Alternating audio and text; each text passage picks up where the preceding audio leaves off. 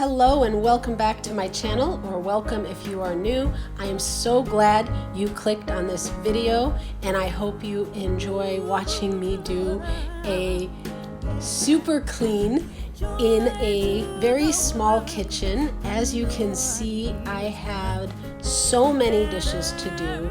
Unfortunately, we do not have a dishwasher, and so I had to do about 2 days worth of dishes.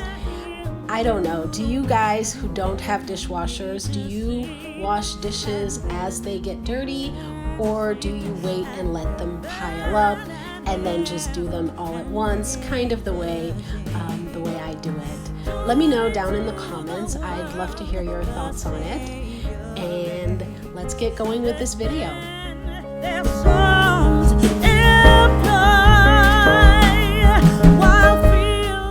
My one tip for washing a whole lot of dishes in a small space is to take out all of the dirty dishes out of the sink and kind of categorize them into flat ones such as plates and pans, and make a separate stack of things that are more bulky like bowls and pots.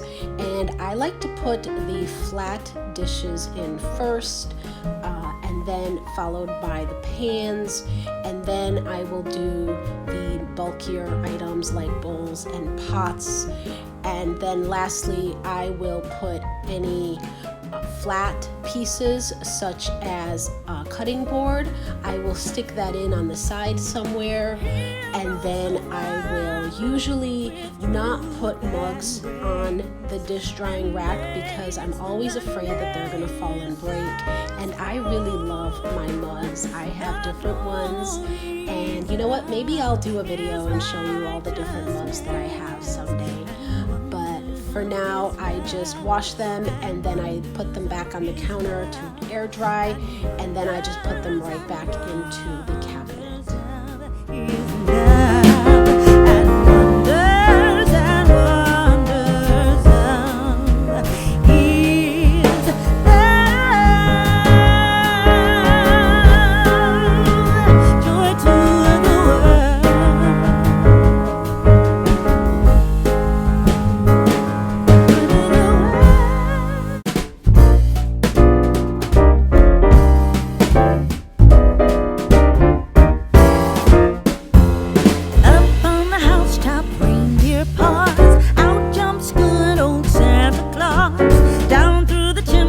Lots of toys, all for the little ones' Christmas joys. Ho, ho, ho, who wouldn't go? Ho, ho, ho, who wouldn't go?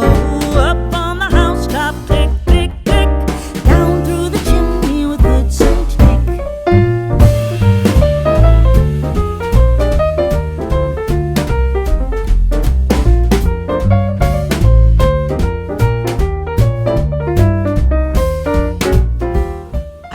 Like to wipe down the countertop and make sure that I leave it nice and dry, and then I will wipe down the cabinets, as because we don't have the knobs, they tend to get dirtier faster, just with splatters of food and dirty hands touching them. And so I like to give them a good rub down with a clean sponge, and I usually have it moist but not completely wet because I don't want water running down the cabinets to the floor. In a few seconds here you'll see me also cleaning the stove. It had gotten very dirty and it just needed to be wiped down as well. And you'll notice that I don't use chemicals because they, for the most part, smell really badly, and I'm very sensitive to strong smelling chemicals. And I also don't feel comfortable using chemicals in the kitchen where there is food. So I try to just stick with water and a little bit of soap if necessary, which I then make sure to wipe down with a moist sponge, followed by paper towels, just to ensure that everything is clean and dry.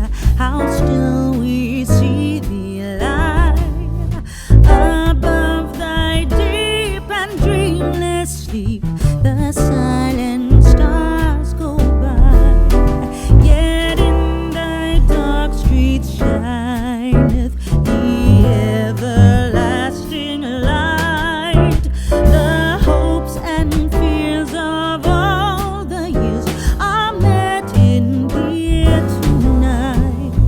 Oh, holy child of Bethlehem, descend to us, we pray. Cast out our sins and enter in. Be born to us today. We hear the Christmas angels, the great glad tidings tell. Oh, come to us, abide with us, our Lord Emmanuel.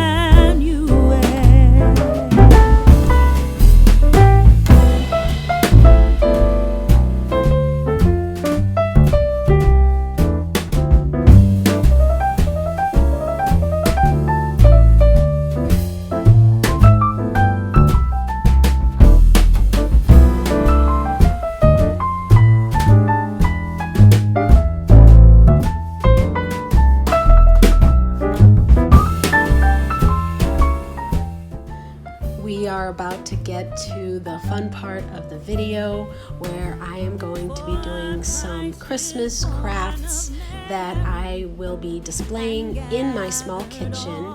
And as you can see here, I got a small Christmas tree, and that snowman mug I actually got from the Dollar Tree, and I thought it was so cute, and I wasn't sure how I was going to use it, but I've always wanted to have a snowman tree.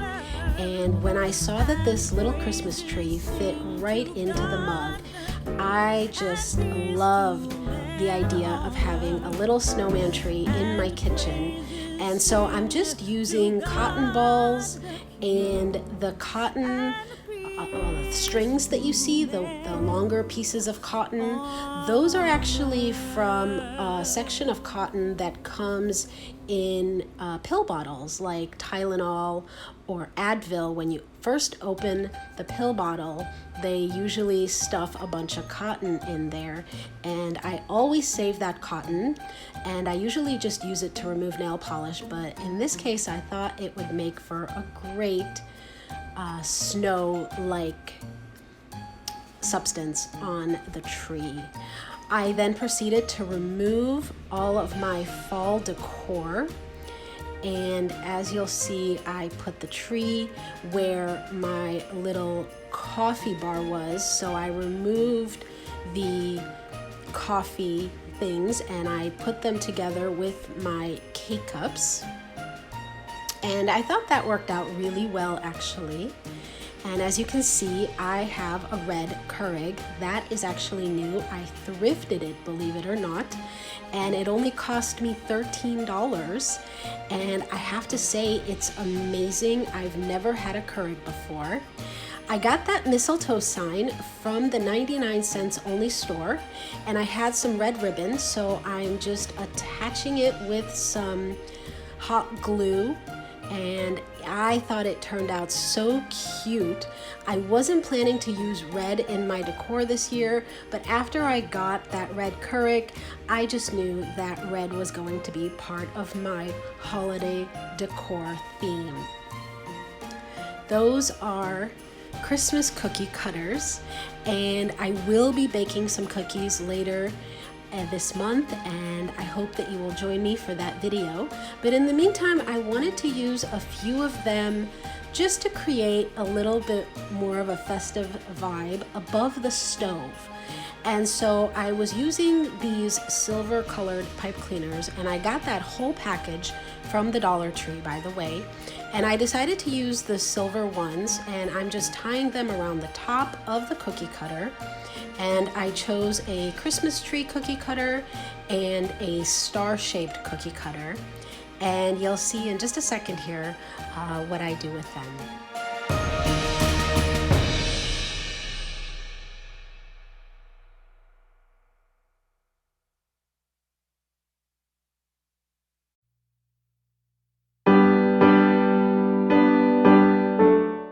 I think they look looks so cute hanging from those little knobs. Okay, so for my next craft, I'm actually using this dollar store sign, and I believe I got it from the 99 cents only store. And living in a small space, I really find that it's so much better to reuse items that I already have than it is to buy new items for every season. And so I decided to use this fall sign that was already hanging up in my kitchen, and I flipped it over and I just used some white paint to paint the back of it. And then I used some of the snow felt from the Dollar Tree and I cut it to the shape of the bottom of the sign. You'll see that I use the sign as a guide as I'm cutting it more closely to it. And then you will see what I do.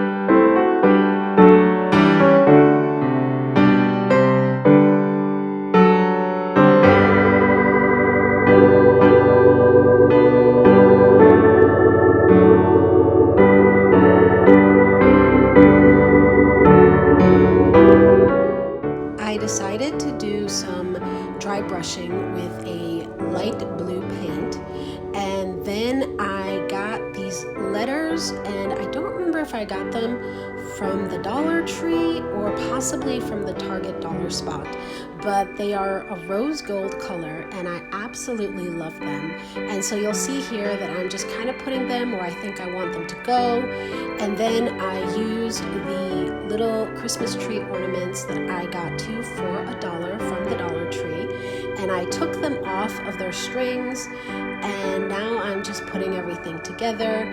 And I'm actually going to just use super glue, or no, I'm sorry, I'm going to use hot glue. I'm going to use hot glue to put everything together. And the trees were a little bit tricky to glue on because they don't have a very flat surface on either side. So I had to really find the points where they connect with the cardboard or with the sign, and then put extra amounts of hot glue onto those places. And here is the final result.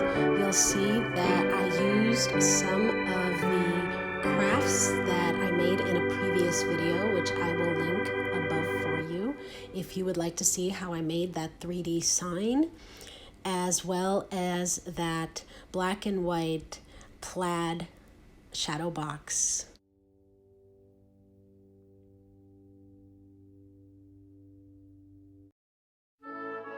I think that those Christmas lights that I hung under the cabinets using just a couple of small nails really made a difference, and it looks so festive and so pretty, while at the same time not taking up any more counter space than it had before. And there's the Let It Snow sign. Thank you so much for watching, and happy holidays.